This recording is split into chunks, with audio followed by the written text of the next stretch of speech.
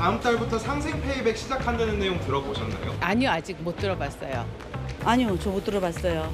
이게 작년에 비해 카드를 더 쓴 사람들을 대상으로 네. 온누리 상품권으로 환급을 해주는 시스템이라고. 아우, 좋은 방법이네요. 저는 자영업을 하고 있기 때문에 좋을 것 같아요. 최대 10만 원, 증가한 금액의 20% 사용할 생각이 있어요. 여기 재래시장에서 많이 써요. 이거를 하게 된다면 실제로 이용해 보실 의향이 있으실까요? 그렇죠. 많이 쓰죠. 소비 회복 쿠폰으로만 해도 한 30% 정도는 늘어났기 때문에 상상 페이백 이런 행사를 또 정부에서 해주신다면은 저희 상등수는 큰 이득이고 즐겁고 막. 다들 소비 쿠폰 유용하게 사용들 하셨죠? 정부가 또 한 가지 또 혜택을 주겠다고 합니다. 소상공인들의 매출 회복을 위해서 소비 쿠폰에 이어서 이제는 상생 페이백 제도를 9월부터 시행한다는 겁니다. 그러니까 쉽게 말해서 이겁니다. 다들 신용카드 사용하고 계시죠? 그런데 지난해보다 이 신용카드를 더 많이 사용하면 그 많이 사용한 만큼에 대해서 최대 30만 원까지 돌려주겠다는 겁니다. 자, 얼마를 쓰면 어떻게 돌려받을 수 있는 건지 예를 들어서 정리를 좀 해주실까요?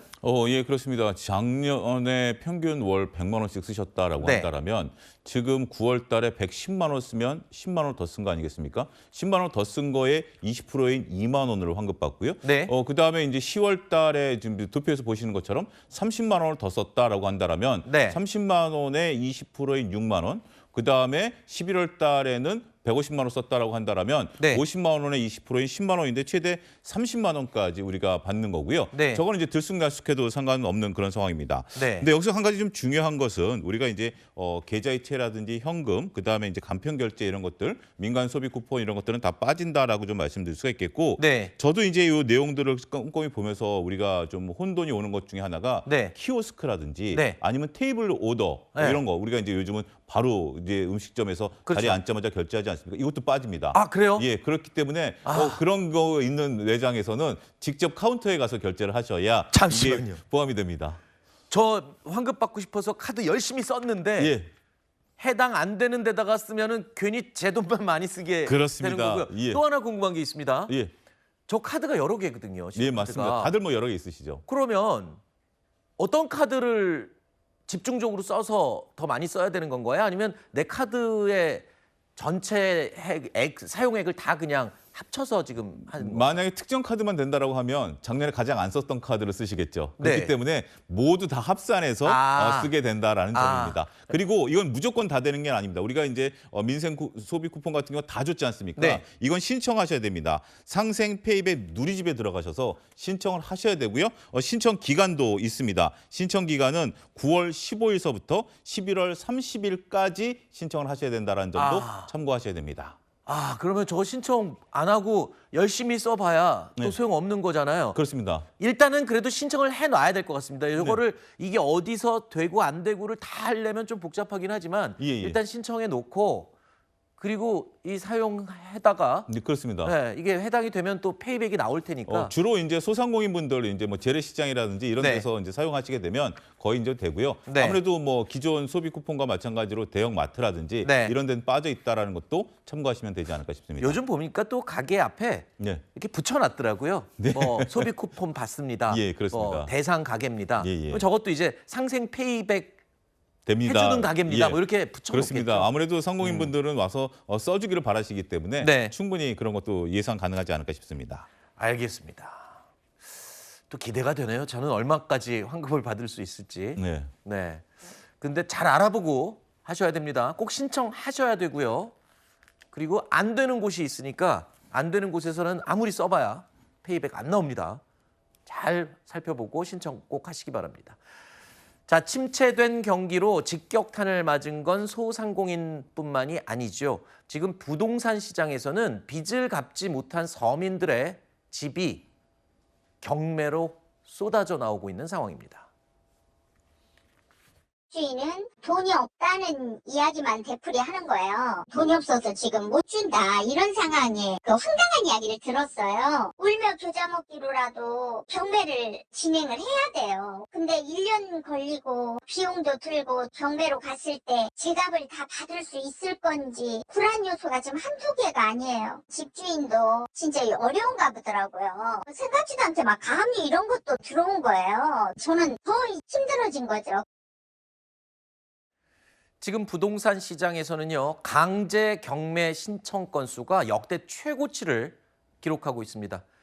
아무래도 그만큼 절박한 상황들이 많이 쏟아져 나온다 이렇게 해석하면 되는 거죠. 예, 그렇습니다. 우리가 이제 조금 약간 구분할 게 임의 경매와 강제 경매를 구분할 필요가 있습니다. 네. 임의 경매 같은 경우 우리가 이제 집을 살 때 아파트 같은 경우 이제 대출을 받지 않습니까? 네. 담보대출을 받았는데 갚지 못하면 임의 경매가 들어옵니다. 담보권이 설정이 돼 있으니까. 네. 근데 지금 얘기하는 강제 경매 같은 경우는 그런 게 없는 경우에 사인 간의 돈거래라든지 네. 아니면 저렇게 전세 보증금 같은 경우에 이런 건 담보권 설정이 안 되지 않습니까? 네. 그런 상태에서 돈을 못 갚았을 때 법원의 확정 판결을 받은 상태에서 경매를 신청하게 되는 겁니다. 그렇기 때문에 앞서 음성에서도 들렸다시피 시간도 오래 걸리는 부분들인데 네. 그만큼 경기가 어려워졌다는 겁니다. 얼마큼 늘었느냐를 보니까 7월 달에 우리가 집합 건물이라고 부르는 아파트, 다세대, 오피스텔 이런 것들에 네. 대해서 강제 경매 개시 명령이 3,582건이나 됐습니다. 네. 그러니까 이게 어느 수준이냐라고 한다면 우리가 이제 6월 달에 3,100건이니까 네. 한 달 사이에 13%나 늘었다라는 거죠. 따라서 굉장히 많이 늘었다라고 좀 말씀드릴 수 있겠습니다. 네. 최근 1, 2년 사이에 이렇게 강제 경매 건수가 늘어나고 있습니다. 전체 경매 중에 약 38%까지 늘었습니다. 보통 한 30% 정도 되는데 10%포인트가 좀 늘어나는 추세고요. 지금 뭐 점점점 어려워진다라고 하니까 이런 추세가 쉽게 꺾이지는 않을 것 같다라는 것도 네. 상당히 좀 우려감을 자아내는 내용이다라고 말씀드릴 수가 있겠습니다. 알겠습니다. 자, 그만큼 이 서민들의 경제 사정이 더 힘들어진다라고 할 수 있는데요. 청년층에서는요, 목돈을 마련할 수 있는 기회가 많지 않죠. 하지만 이 목돈을 마련할 수 있도록 지원하는 제도가 또 있습니다. 청년 도약 계좌라고 하는데요. 그런데 이 청년 도약 계좌의 중도 해주율이 최근에 급증하고 있다는 소식입니다. 연 9%대의 높은 금리인데요. 이런 상품 잘 없죠. 그런데도 불구하고 해지하는 사람들이 급증한다는 겁니다. 자, 이재명 정부에서는 청년 미래 적금을 새로 선보일 예정인데요. 같은 내용인데 그냥 이름만 갈아 끼우는 건 아닌가라는 생각도 들고요. 이게 왜 이렇게 급증하는 겁니까? 아무래도 우리가 이제 얼마나 급증했냐라고 본다라면 전체 가입자 중에 약 15.9%가 해지를 했다라고 합니다. 이자율 9%짜리 상품을 왜 해지할까요? 그렇습니다. 뭐 우리가 보면 이자율 9%는 뭐 진짜 뭐 찾을 수도 없는 그렇죠. 거고요. 최고죠. 더군다나 이제 19세부터 34세까지니까 나름대로 소득이 있는 청년들 같은 경우도 상당히 중요한데 몇 가지 조건이 있습니다. 5년 동안 네. 일시납을 계속해서 납부를 해야 되는 건데 아하. 아무래도 지금 이제 그러면 과연 누가 어느 계층, 어느 소득 계층이 많이 해지를 했느냐라는 부분들을 놓고 보니까 전체적으로 우리가 월 10만 원 미만 납입자들의 해지율이 가장 높습니다. 네. 그러니까 오히려 적게 내신 분들이 오히려 꾸준히 유지할 것 같지만 네. 소득이 중간에 끊긴다라든지 아하. 그런 분들이 있기 때문에 전체적으로 청년들 입장에서 보면 5년을 내서 내가 세제라든지 받아서 한 5천만 원 돈을 만드는 아주 유용한 상품이다라고 볼 수는 있긴 하겠습니다만 뭐 경기가 안 좋으니까 세대 간의 갈등이라든지 구조적인 문제, 그다음에 미래에 대한 불확실성이 있다 보니까 아무래도 우리가 적금 먼저 깨는 거 아니겠습니까? 그렇죠. 그렇기 때문에 미래가 불확실한데 뭐 9.5% 준다라는 게 어떤 의미가 되겠습니까?